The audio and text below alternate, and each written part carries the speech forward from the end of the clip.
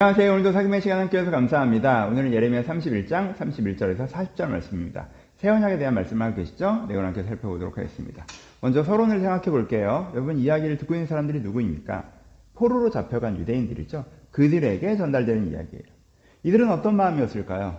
실망감과 절망감 속에 있었겠죠. 우리에게 삶이 있을까? 우리에게 미래가 있을까?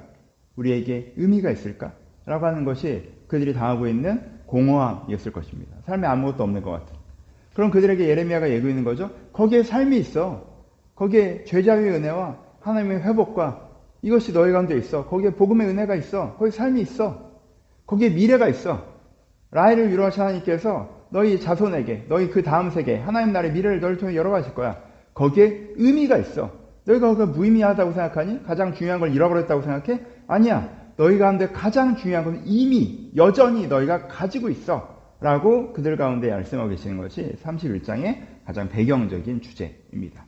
그래서 오늘 무슨 얘기를 하는 거예요? 가장 중요한 것을 잃어버렸다고 생각하는 유다에게 하고 있는 이야기죠. 그들은 왜 가장 중요한 것을 잃어버렸다고 생각하고 있어요? 그들이 생각하는 가장 중요한 건 무엇이었어요? 성전이죠. 성전 중심의 신앙생활을 하고 있었는데, 그렇잖아요. 이스라엘 백성들은요, 출애굽을 했을 때부터 성막이 있었고 성전이 있었단 말이에요. 그 중심으로 신앙생활을 했어요. 근데 그것을 잃어버렸다는 건 하나님이 우리와 함께 하지 않는다는 거고, 우리가 하나님께 예배할 수 없다는 거고, 그럼 우리가 회복될 수 없다는 거고, 그것이 우리가 신앙을 하는 틀이었기 때문에 그 틀이 깨지니까 신앙 자체가 다 깨어져 버린 것처럼 느끼는 부분들이 있었다는 거예요. 성전을 잃어버렸기 때문에 모든 것을 잃어버린 것처럼 느껴지는 거죠. 그들에게 무엇을 얘기하는 거예요? 하나님께서 지금 예레미야가 성전이 무너져도 언약은 사라지지 않는다라고 얘기하는 거죠.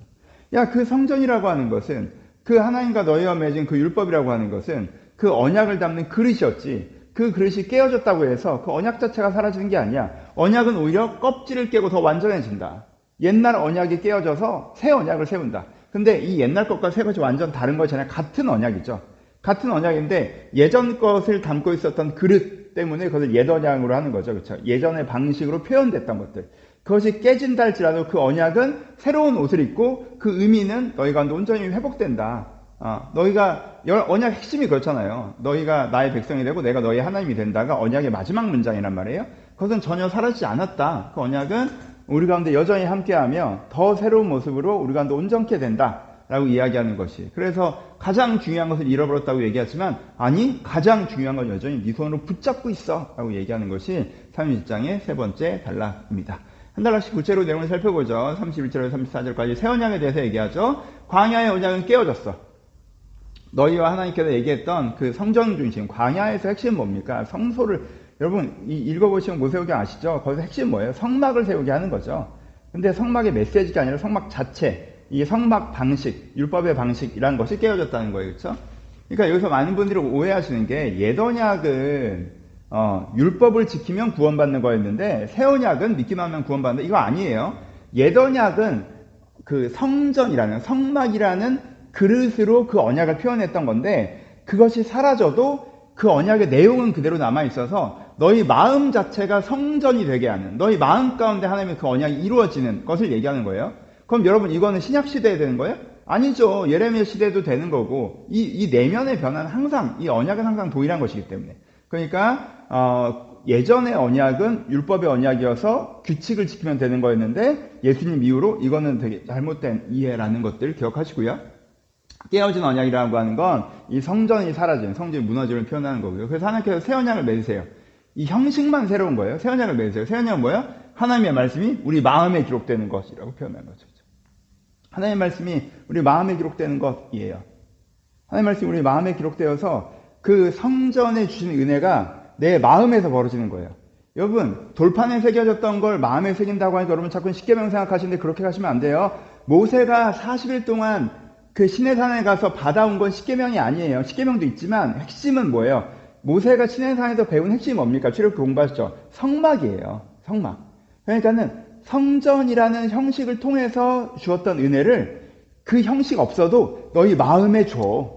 너희가 네 마음에서 속죄죄를 고백하고, 네 마음에서 속건죄를 고백하고, 네 마음에서 화복죄를 고백하고, 네 마음에서 네가 하나님, 너의 죄인됨을 인정하고 하나님의 사랑을 고백하면 네 내면의 번제단에서 하나님의 성령이 임재해서 그 변하는 일들이 얼마든지 일어날 수 있어. 이게 새로운 언약이야 라고 그들 가운데 말씀해주고 계신 것입니다. 그럼 무슨 일이 벌어진다고 얘기해요? 죄자유의 은혜가 벌어진다고 얘기하죠. 그쵸? 거기서 그 죄를 기억하지 아니하리라 여호와의 말씀이라고 표현하잖아요. 그쵸? 그 모든 그들의 악행을 사하고 죄의 사함을 얻고 죄에서 자유해진 은혜를 경험해요. 그리고 그 모두가 어떻게 돼요? 하나님을 알죠. 각기 이웃에게 가르쳐 이르기를 너는 하나님을 알라 하지 않을 테니까 하나님을 다 알기 때문이에요. 여기서 안다라는 단어는 관계적인 거죠. 하나님과 아름다운 교제 속으로 들어갔다는 거예요. 그래서 나는 너희 하나님이 되고 너희들은 나의 백성이 된다. 이게 새 언약이라고 말씀하시는 거예요. 그렇죠? 그 성전이 없어도 너희 마음 가운데 성전이 세워져서 그 그리스도 은혜죠. 우리식으로 얘기하면 우리가 죄를 고백하고 하나님께서 우리 가운데 찾아오셔서 그 변화의 은혜가 우리 가운데 있어서 죄사함을 받고 하나님을 온전히 알게 된 관계 속으로 진입한 사람들이 함께 하나님을 왕으로 섬기며 살아가는 공동체를 만든다. 이것은 변함이 없다. 이것은 너희가 포로로 끌려온 여기서도 얼마든지 이루어질 수 있는 하나님의 언약의 역사이고 이 가장 중요한 거다라고 얘기하시는 거죠. 그렇죠? 그래서 그 다음 단락은 뭘 얘기하고 있습니까? 언약의 불변성에 대해서 얘기합니다. 이게 해와 달이 비추는 한, 이 창조주 하나님이 계신 한 언약은 영원하다라는 말이에요. 근데 부정문을 표현해서 조금 헷갈리는 거죠. 그렇죠? 35절에 하나님께서 그 해와 달의 빛을 만드신다라고 하면서 이 법도가 내 앞에서 패할진데 이스라엘 잔도 내 앞에 끊어져 영원히 나라가 되지 못하리라고 부정문을 표현해요. 근데 이게 긍정문을 하면 뭐예요? 이 부정문을 표현됐지만 그 의미가 뭐예요? 야, 해와 달의 햇빛과 달빛이 비추는 한 이 창조주 하나님 내가 있는 한 이 언약은 안 사라져라는 거죠.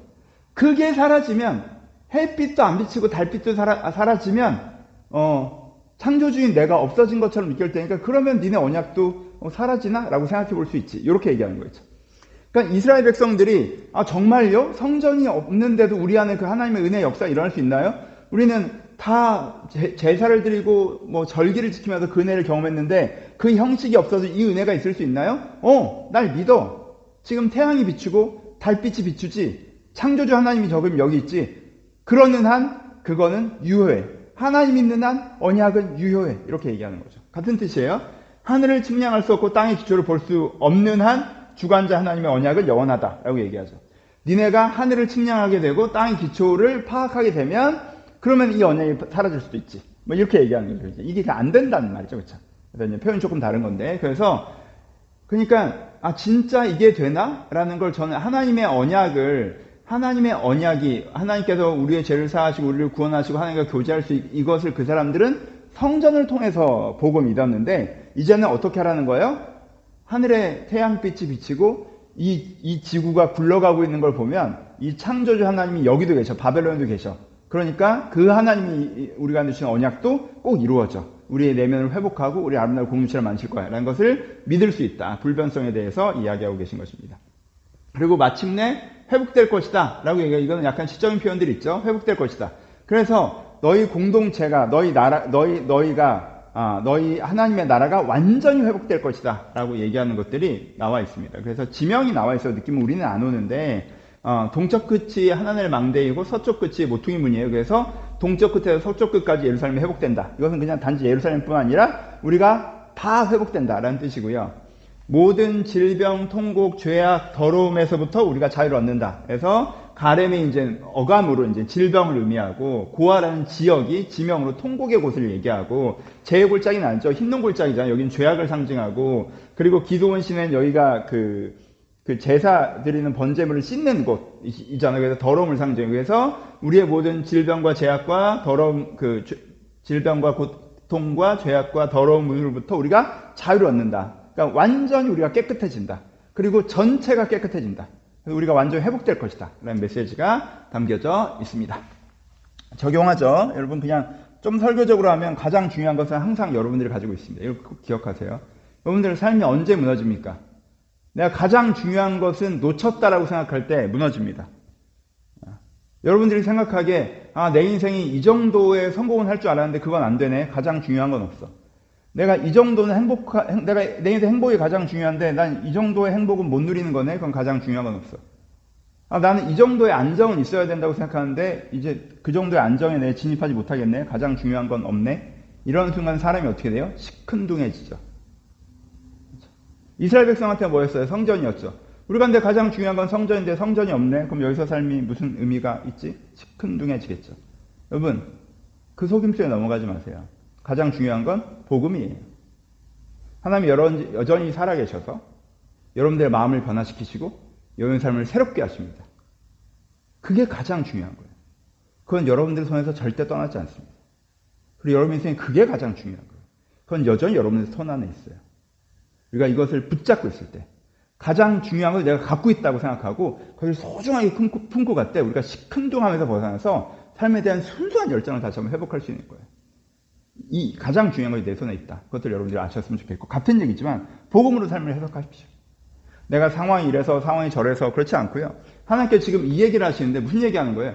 네가 지금 바벨론에 살고 어쩌고 저쩌고 싹 무시하고 해와 달이 비추는 그 여전하신 그 하나님이 이렇게 언약을 너희 가운데 약속을 하셨어. 너를 회복하고 네 삶을 회복할 거라고. 그건 반드시 이루어질 거야.